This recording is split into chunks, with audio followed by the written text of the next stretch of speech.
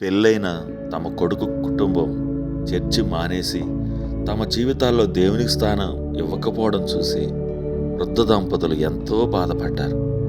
వారి స్నేహితుడిగా నేను వారికి ఇచ్చిన సలహా, వారిపై ప్రేమ చూపడం కొనసాగించండి, ప్రార్థించండి, వాదనలు పెట్టుకోవద్దు అని.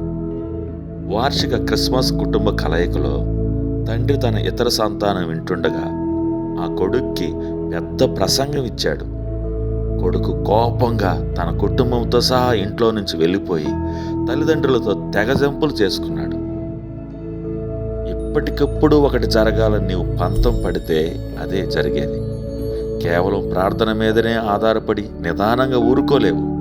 కానీ నెహెమ్యా చేసింది అదే. యెరూషలేములో ఇజ్రాయేలీలు తీవ్ర ప్రమాదంలో ఉన్నారని తెలిసి కలవరపడ్డాడు. అతడు గొప్ప నాయకత్వ సామర్థ్యం గలవాడు. తాను సేవిస్తున్న రాజు నుండి సహాయం పొందగల అనువైన స్థానంలో ఉన్నాడు. అందువల్ల ప్రజలకు సహాయపడదామన్న తొందరపాటు అతనిలో కలిగింది. అయితే ఆహ్వానం లేకుండా రాజు సన్నిధికి వస్తే మరణదండన కలిగే అవకాశం ఉందని అతనికి తెలుసు.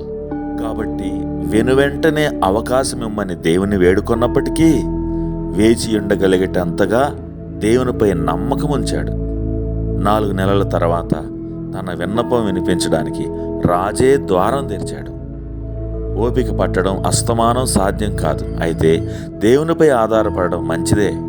ఆయన కోసం ఓపికగా కనిపెట్టాలి. ఆలస్యం నిరాకరణ కాదు, ప్రార్థనకు కొనసాగించు. కీర్తన 37:7 చెప్పినట్లుగా యెహోవా ఎదుట మౌనంగా నుండి ఆయన కొరకు కనిపెట్టుకొనుము. Praise the lord.